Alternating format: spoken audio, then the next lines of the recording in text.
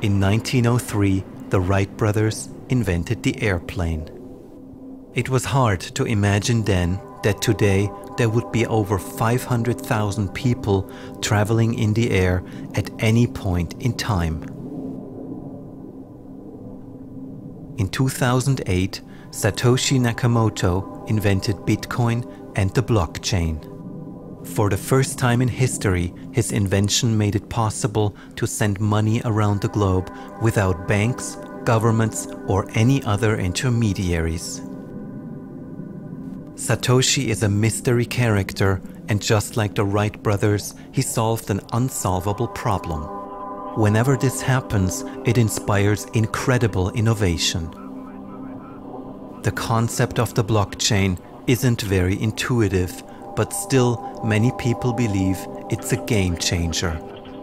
Despite its mysterious beginnings, the blockchain may be the airplane of our time.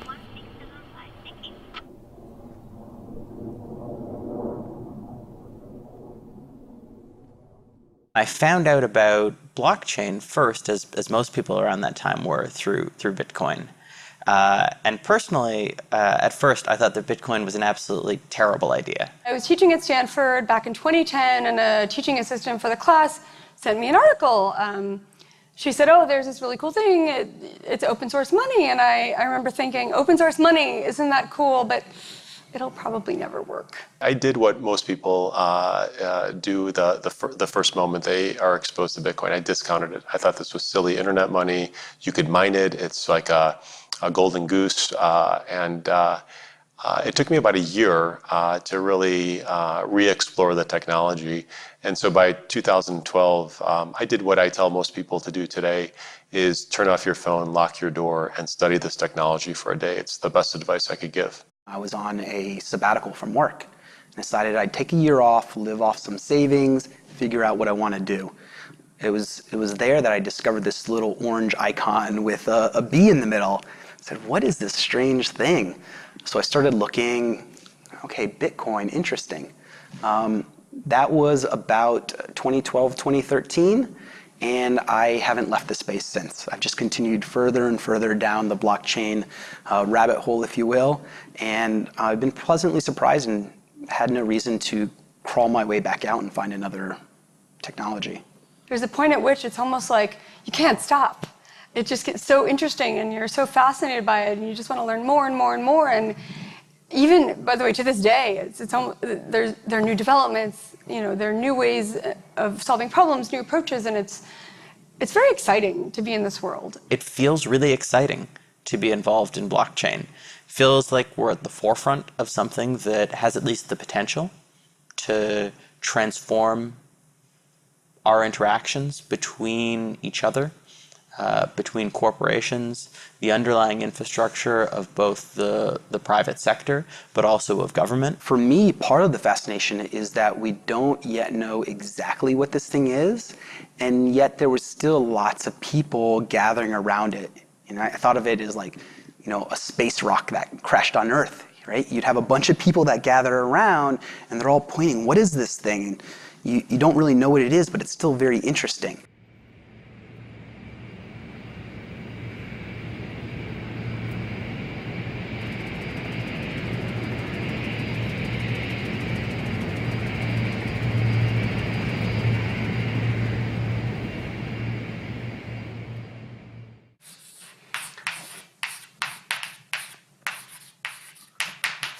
So for me personally, the blockchain has two main ingredients, two main technical ingredients.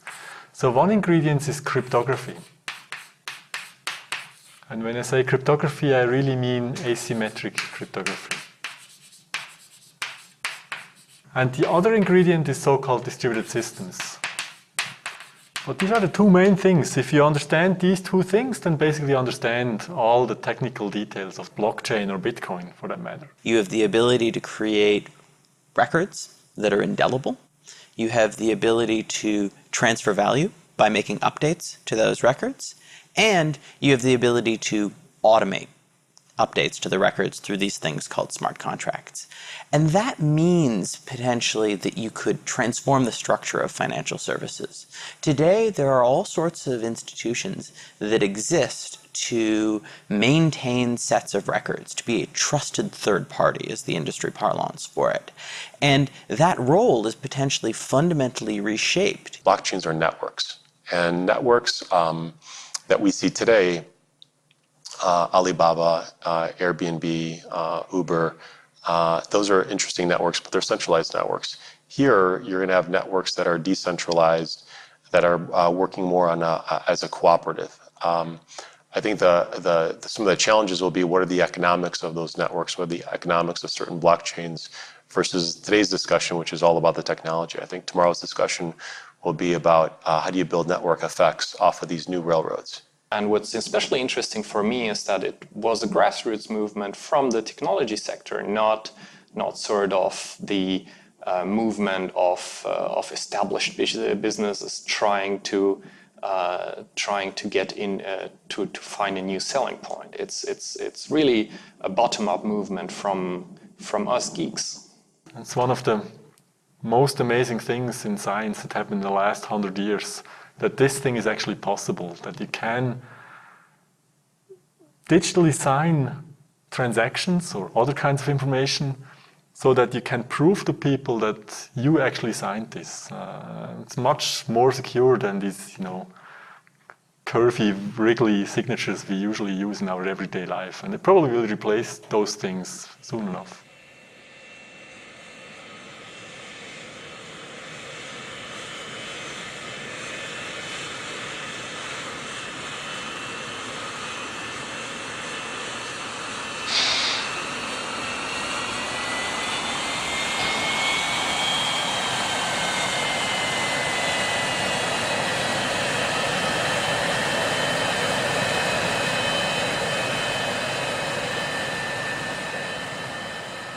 We spent 2 years trying to understand this space and what it really meant, and we found out that it meant a lot more than just another digital currency.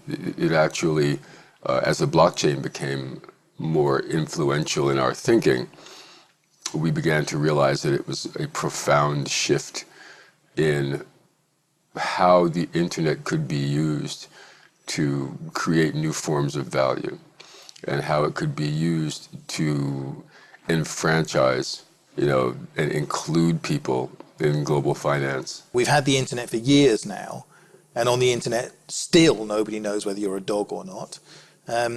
Identity fraud is completely out of control, data breach. So, the area where we need some new thinking is in the sort of in the identity space. So maybe the technology brings something new into that space, and we need it fairly quickly, because we haven't fixed the identity problem for people, but we're about to put 10 billion, trillion, gazillion things on the internet. We can have a trust relationship without really having ever met each other or having done business at all with each other. I think that's fundamental, one of the fundamental things. Security is another. Blockchains are military-grade cryptology, and they've never been cracked. It isn't, when you hear about hackers, stealing Bitcoin or whatever, they're not stealing from the blockchain itself. They are stealing at the point of entry, at the wallet level or at the browser level, and they intercept those messages. But the blockchain itself is very secure. The Internet of Things will probably be the best test case for a lot of blockchain technology. Because if we're going to have millions or billions or trillions of Internet-enabled devices doing everything from driving us around to managing our affairs to monitoring our health, they're going to need a way to move and store and manage value and data that has value in a way that's secure and private. And right now we don't have that. And I'm concerned about the ubiquity of data and how it flows in and through internet-connected devices. I think with a value platform like blockchain, we can at least address some of these problems and maybe even create new opportunities.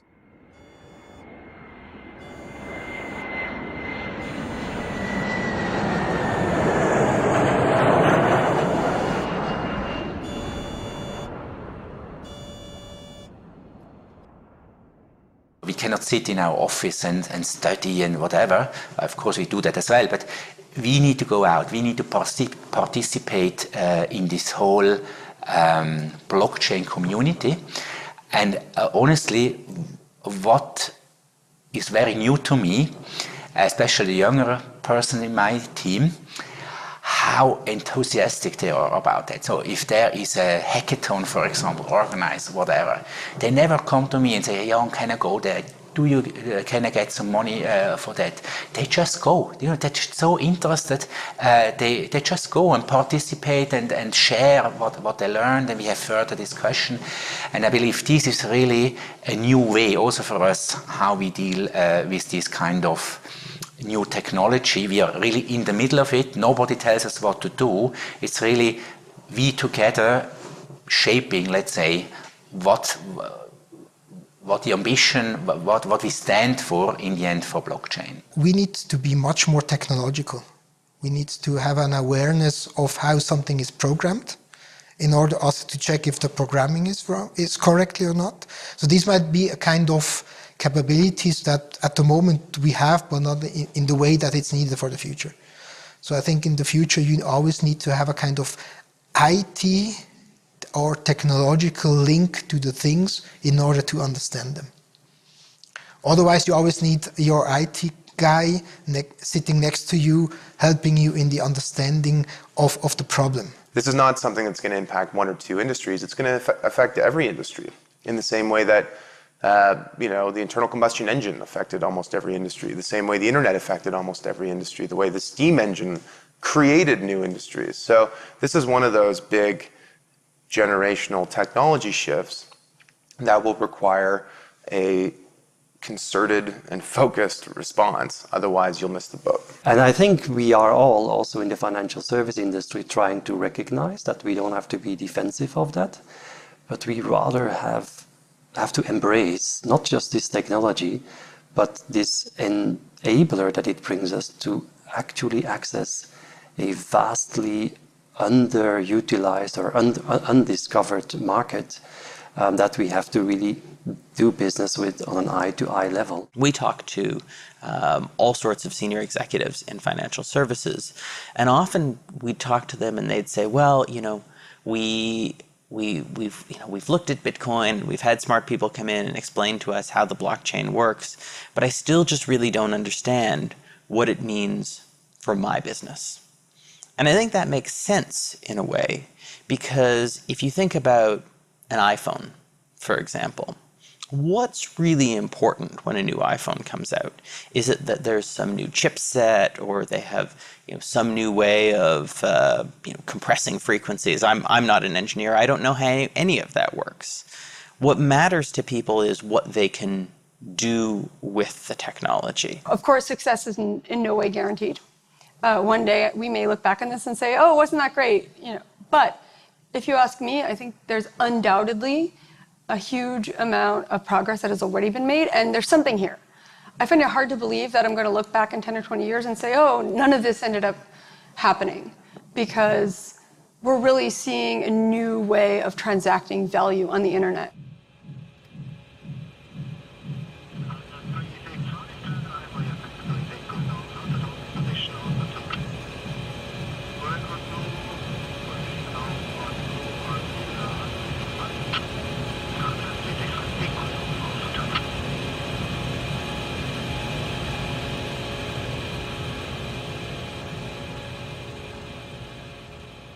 I know how big financial institutions work. First of all, they're not going to run out and do something reckless with technology. This is people's money and livelihood that they're working with, right? So these are slow upgrade processes.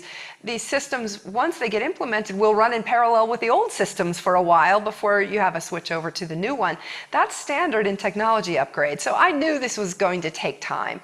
But yes, sure, there are antagonists. There are players who are threatened by their business model. It's the AT&T, Verizon, Kodak analogy again. Their business model is threatened by this. And of course, they're going to do things to try to slow down and water down the transformational networks that are being developed. And so there's a game theory approach to how the technology is being rolled out in the markets, for sure. We made different roundtables here in Zug after the start of this Bitcoin experiment. And for example, we invited banks which are living here in Zug, people from Zug, bankers from Zug, and we tried to connect them with people of the Zug Crypto Valley. And okay, they have been talking together, but these bankers were not so very happy. Okay, they said there are different things with law, and it's not so easy for us. But it's also a question of attitude. I think it's the same thing as for our city, for our administration. The banks have to get ready. And I know that in a way they are defensive, but on the other hand, they have, in research, they have made teams which face these questions. And maybe they are waiting a little bit now, but they can't deny it, I'm sure. I think there's going to be a lot of disruption, a lot of revolution with respect to blockchain-based technologies. And what that's going to drive is not necessarily banks worrying about other banks being competitors. What banks worry about is the bank of one. You know, the next generation of a banking network that's resident on a phone, that's decentralized, that's distributed, and is based on a digital token, a digital asset that's not necessarily issued by a bank or a government or anybody else. So it creates all these different permutations and opportunities, not only for enterprises and governments, but also for society. We see a lot of examples of banks and consulting companies and other Big Four audit firms talking about how they can strip cost out of the business of, I don't know, trading in public markets or, whatever it might be. But if you take the example of public markets, how can you cut cost out of a market that doesn't exist in the future? What if the trading of securities happens peer-to-peer in the marketplace that doesn't have the traditional intermediaries of exchanges and brokers and agents and escrow agents and clearinghouses and all these other parties that we rely on? That's the cost you're cutting out, but what if the market can function without them? So the important thing for big leaders of big companies is not just to think about cost, but also to think strategically. What can this technology enable me to do that I wasn't able to do in the past? I think it's going to take a long time for it to weave its way into the system. It may take a normal tech upgrade cycle for it to fully weave its way into the system, but I've said publicly, I think within 20 years, that financial services will be just software. And the smart contracts technology in particular is going to automate a lot of the things that institutions and people handle today.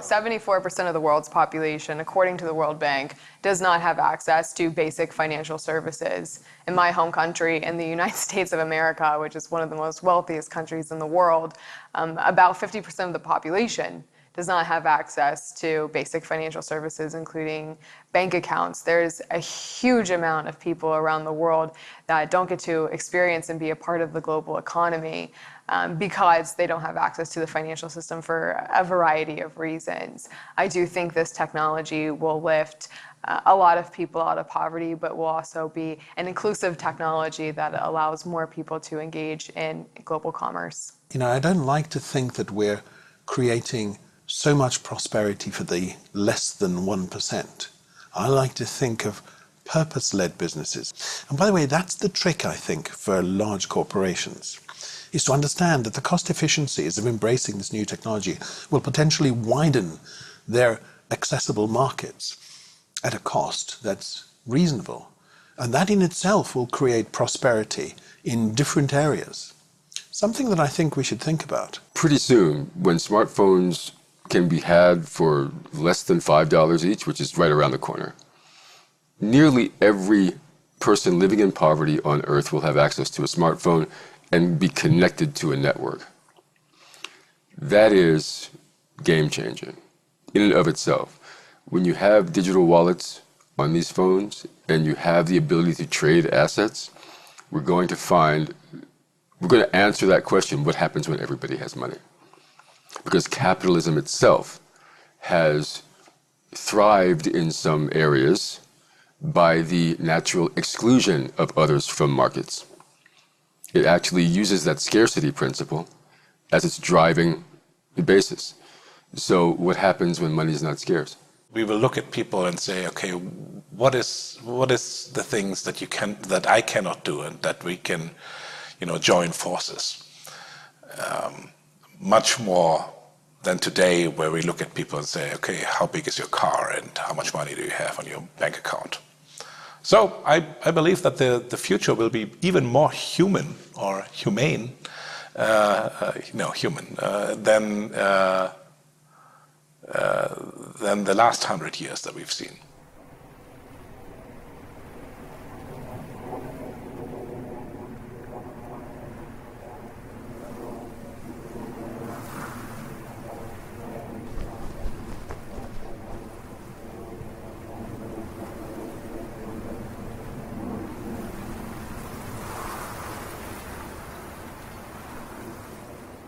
So I don't think blockchain is a revolution. I think it has been done forever, like for 40 years, which is really forever in computer science in my domain. So both parts, both ingredients, the security and the distributed systems have been around since the 70s, basically, since the early 70s. And this is not a revolution. But the revolution, in some sense, or the evolution is that that jobs will change. That's something I believe in, that jobs will be, digitized in some sense. Computers will do a lot of the manual labor that we still see in this kind of service domains today. It's called the fourth technological revolution, and I think we are at the beginning of such a revolution just now. And that's why we don't close the eyes.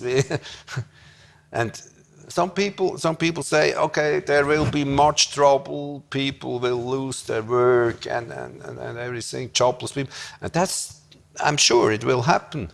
But it's better we face it than we deny it. Offshore working or automation or robots, are they threatening our work? And it's a real life question when your own son, who's prepared to go to get an advanced education, asking you that question. And I concluded that yes, I do have a genuine answer, that it's not threatening.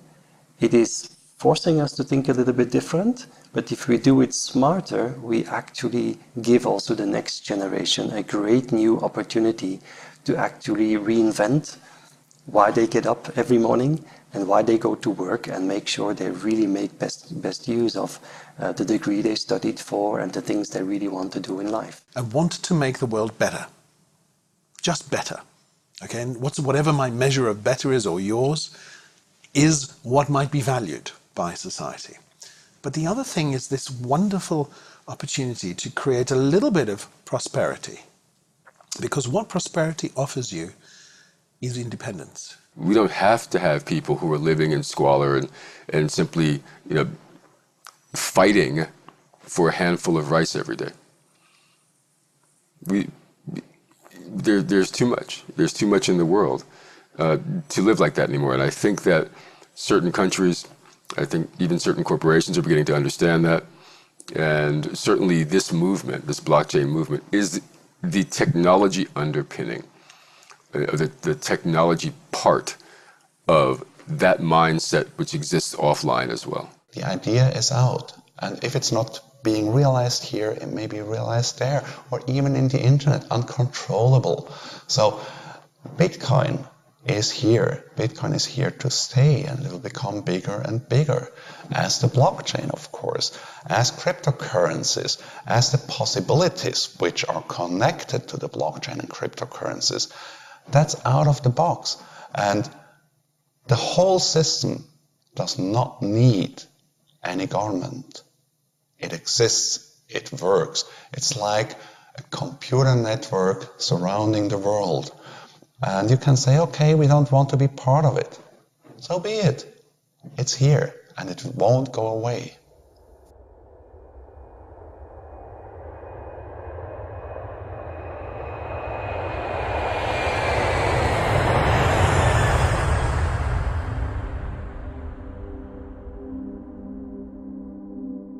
I feel like this is a generational opportunity for entrepreneurs and investors.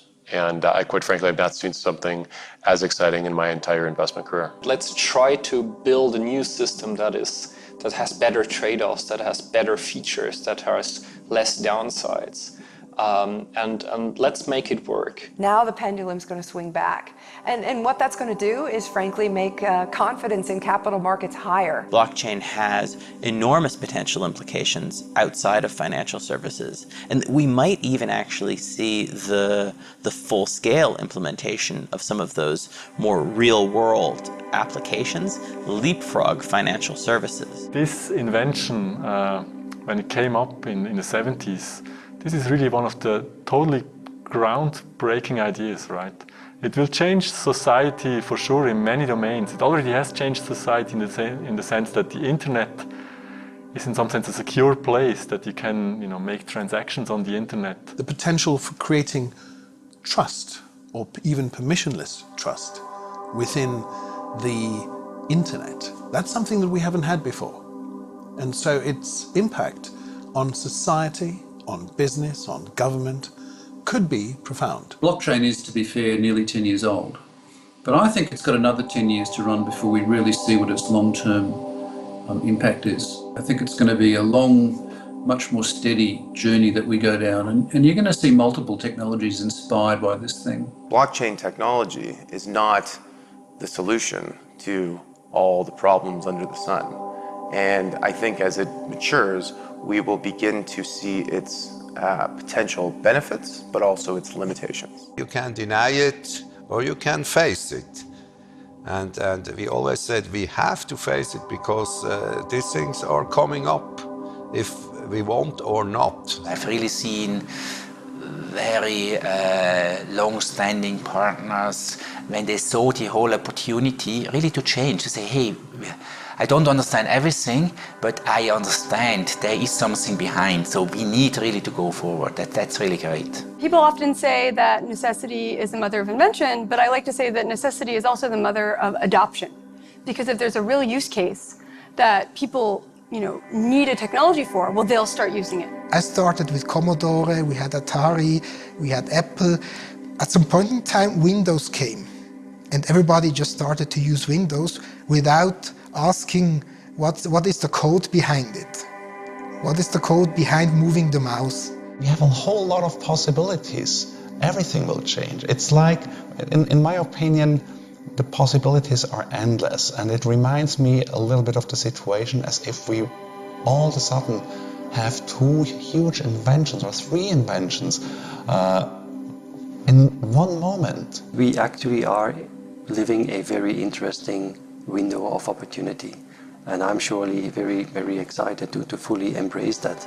And even one little step can be a great step for mankind. And I think that we are exiting the industrial age and that we are entering an age that we still have to name. Where that will take us, I think, is very hard to tell at this point, but my suspicion is it means a sort of resurgence of the notion of community. It absolutely feels like a whole new paradigm for changing the world. Yeah, we're at a crossroads. We're at a crossroads here. We have the wherewithal now to create technology that would actually help the entire human race. The question is, will we do it? But we can do it now. There's so much innovation that blockchain technology has spurred all throughout the world, and I have absolutely no doubt in my mind that this technology is going to affect everybody. I would say in 10, 20 years time frame, there won't be a human being whose life is not impacted by this technology.